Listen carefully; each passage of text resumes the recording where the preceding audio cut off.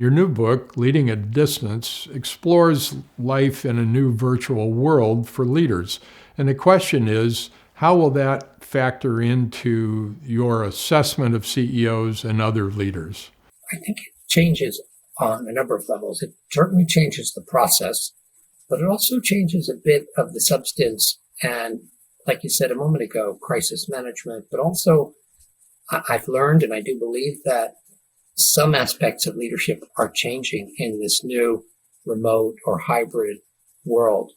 And so I want to share about that. And that goes based on a huge amount of research that went behind Leading at a Distance, which came out in the spring, and it's done really, really well because we caught it just right. A number of our big searches, CEO searches, got completed completely virtually in the spring and summer of 2020. And in fact, we've done follow-up research. Some of the decision-making, and this is not just related decision-making to hiring. We've talked to some boards who've made big strategic and transaction decisions, all virtually or hybrid virtually. And there are some proven advantages to group decision-making on Zoom or on Teams. And that is that it tends to be done right with the right facilitator of a conversation. You can actually have more democratic decision-making.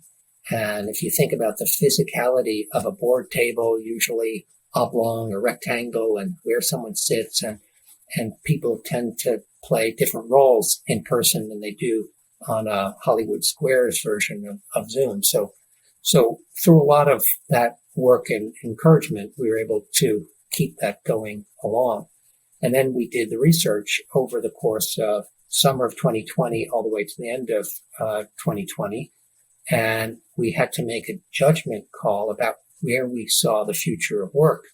And we had to basically decide, is this really a short-term COVID management book? Is it like timely?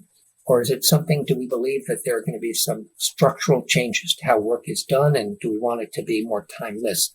And we opted for the latter because we really did believe that even if the pandemic is completely far behind us, both the advantages when managed right, but also the freedom and the flexibility that we all know and that many employees really enjoy, there wasn't going to be going fully back to the office.